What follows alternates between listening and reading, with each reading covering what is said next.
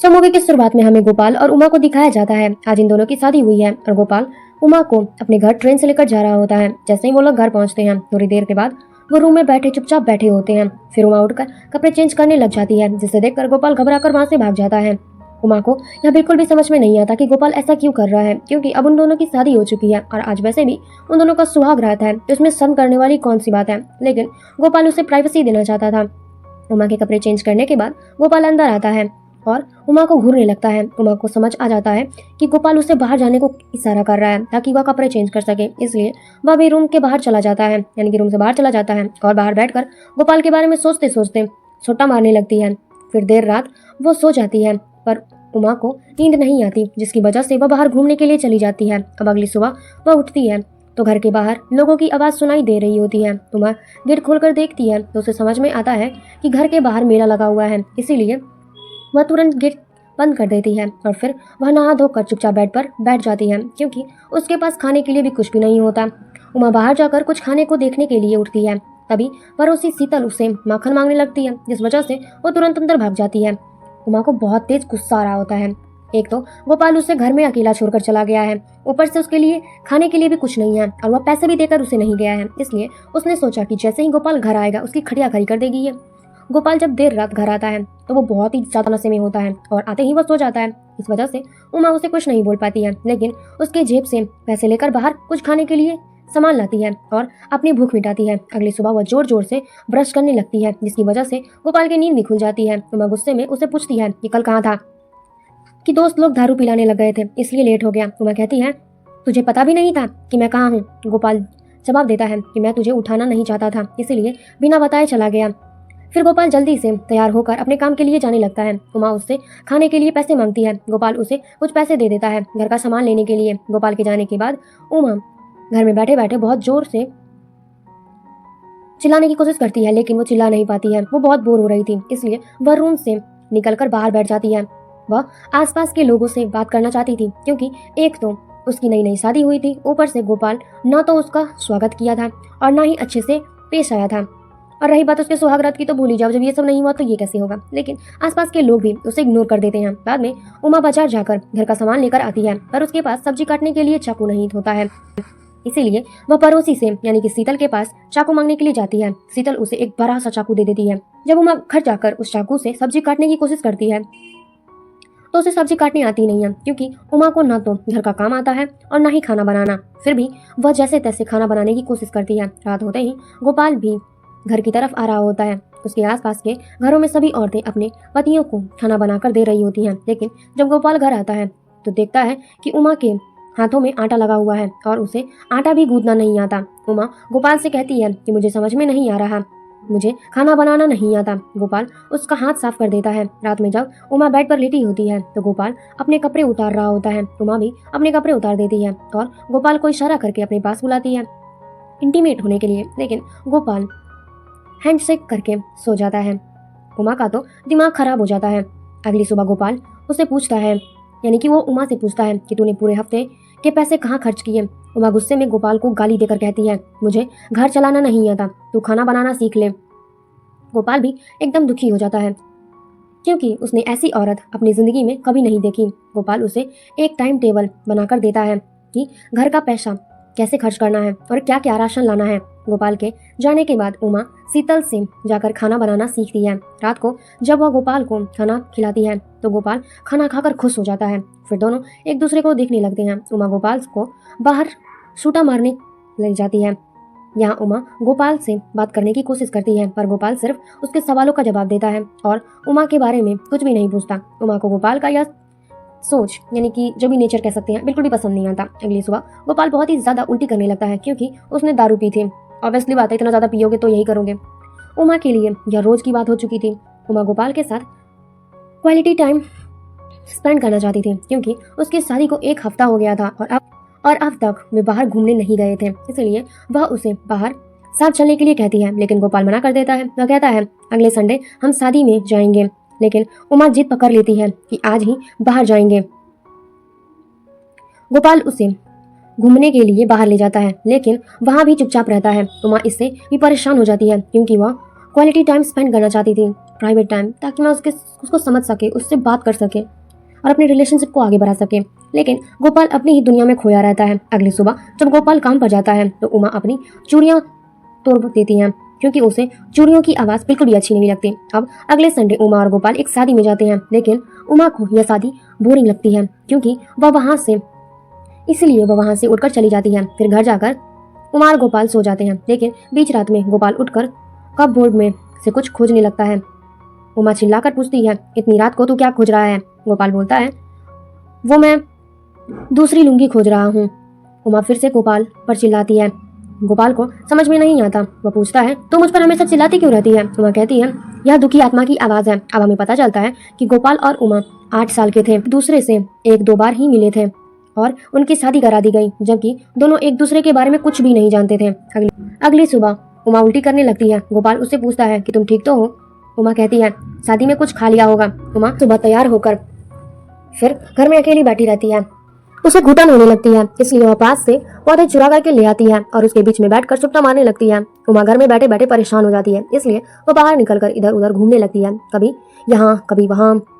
वह एक जगह जाकर बैठती है जहाँ उसके आसपास के लोग भी रोने लगते हैं, इसलिए वह वहाँ से भी उठकर चली जाती है और फिर एक कंपनी में जाती है। उसे एक सिक्योरिटी गार्ड परेशान लगता है, तो वह उससे पूछती है, आपको कोई परेशानी है क्या?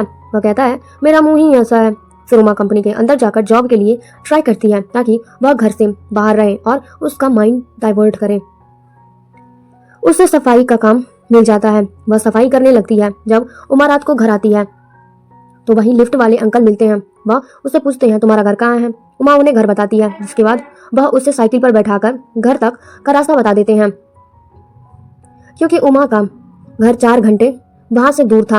अब हमें दिखाया जाता है कि उमा शीतल अच्छे दोस्त बन गए हैं, दोनों एक दूसरे के साथ घूमते हैं और बातें करते हैं। शीतल उमा से पूछती है, तेरी शादी कैसे चल रही है? उमा बताती है, हम दोनों बचपन में एक दूसरे को जानते थे, अब फंस गए हैं। शीतल को उमा पतली लग रही थी, इसलिए वह पूछती है, तू पतली लग रही है? उमा कहती है, कुछ नहीं, मेरा पेट खराब है। उमा डेली अपने काम पर चली जाती है। एक दिन जब देर रात काम पर जा रही होती है तो कुछ ट्रांसजेंडर उससे पूछते हैं, तू कौन सा क्रीम लगाती है? बहुत सुंदर दिखती है। लेकिन उमा उनसे डरकर वहां से भाग जाती है और कंपनी में जाकर काम करने लगती है। वहां सिक्योरिटी गार्ड उसे देख लेता है कि उमा की तबीयत ठीक नहीं है, इसलिए वह उसे डॉक्टर के पास ले जाता है। डॉक्टर बताता है, कुछ नहीं, बस पेट खराब है, दवाइयाँ लेने से ठीक हो जाएगा। अगले दिन उमा शीतल से गोपाल की बुराई कर रही होती है। शीतल उसे चुप होने के लिए कहती है, वह सारी बातें सुन सकता है। शीतल कहती है, आदमी होते ही ऐसे हैं, उन्हें झेलना पड़ता है। शीतल भी अब गांव जाने के लिए निकल जाती है और उमा अकेली हो जाती है।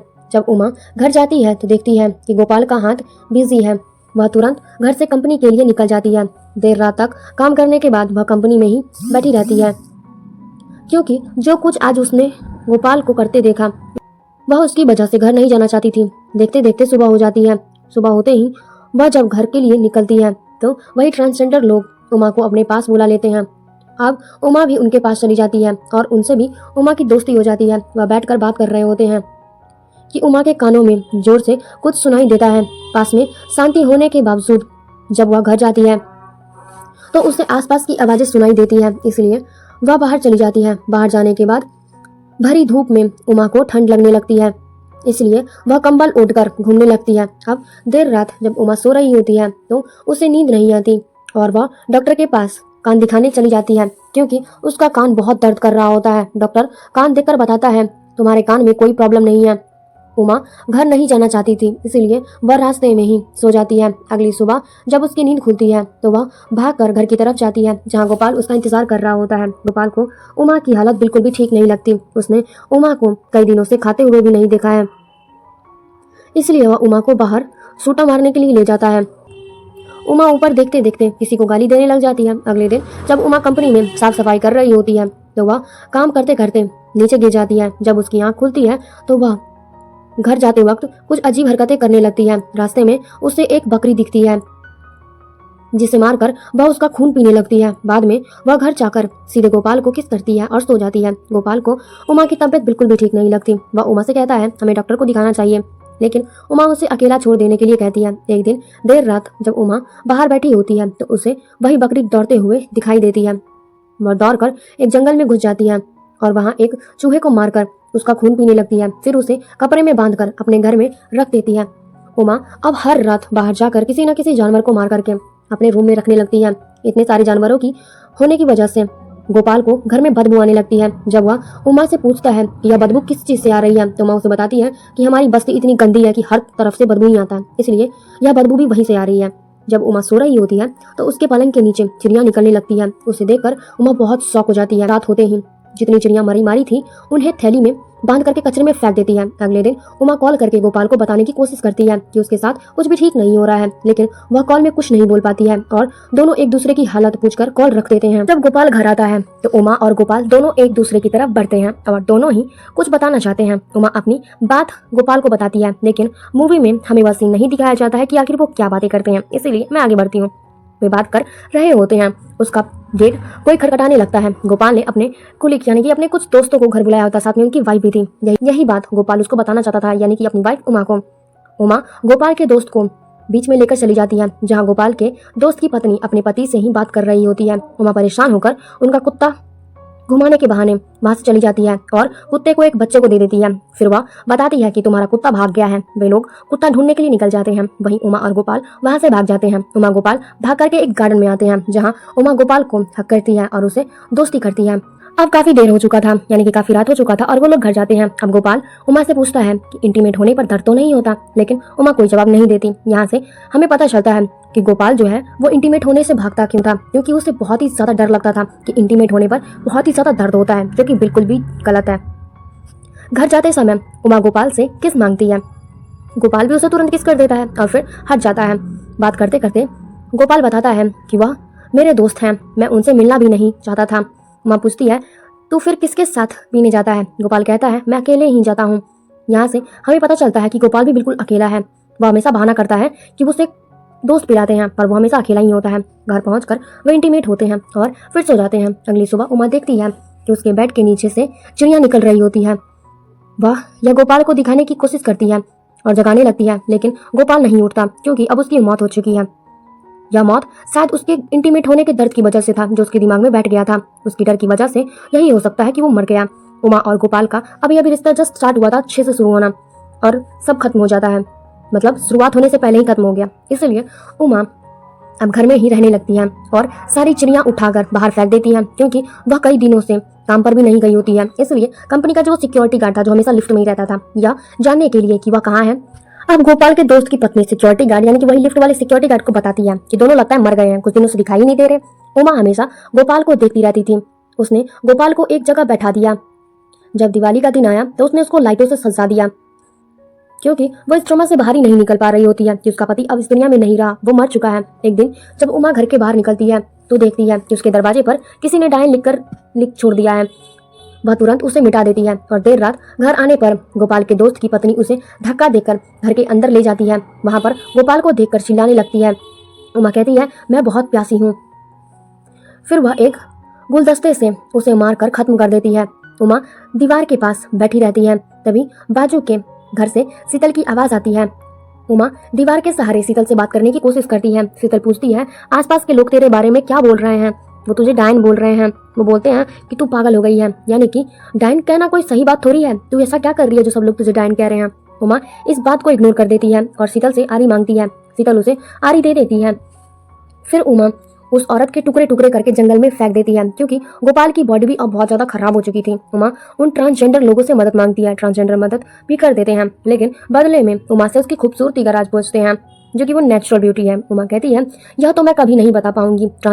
अब ट्रांसजेंडर एक गाड़ी का इंतजाम भी कर देते हैं, जिसमें उमा गोपाल की बॉडी को क्रियाकर्म के सामान के साथ बांध कर डाल देती है। वह आदमी उमा को ज्यादा दूर नहीं ले जाता है, बस शमशान के पास छोड़ देता है। फिर उमा गोपाल की बॉडी का अंतिम संस्कार कर देती है। अगली सुबह उसका अवशेष लेकर वह घर जाने लगती है, लेकिन रास्ते में गिर जाती है। कुछ लोग उसे बचा लेते हैं और रात के लिए जगह दे देते हैं। अब लोग उमा को बड़े प्यार से खातिरदारी करते हैं और रात होते ही उसे घर छोड़ देते हैं। जब उमा घर पहुंचती है तो देखती है कि कुछ लोग मशाल लेकर के उसके घर के फेरे मार रहे हैं। उमा वहां से भागने लगती है। भागते भागते वह एक जगह फंस जाती है, जहां पुलिस और एक तांत्रिक भी आ जाता है। वह मंत्र फेंक कर उसे ठीक करने की कोशिश करता है। तभी पीछे से बिजली का तार नीचे गिर जाता है, जिससे पुलिस और तांत्रिक डर जाते हैं। उमा वहां से भागने लगती है। तभी शीतल और उसका पति गाड़ी में डालकर वहां से निकाल ले जाते हैं। मोहल्ले के लोग मसाल लेकर उसके पीछे पड़ जाते हैं। उमा बाहर निकलकर उनका सामना करने लगती है और लोग उससे डर जाते हैं और फिर उमा हिमालय एक्सप्रेस पकड़ के वहां से निकल जाती है। अब इसी तरीके से यानी कि इस लास्ट एंडिंग के बाद हमारी मूवी कंप्लीट होती है।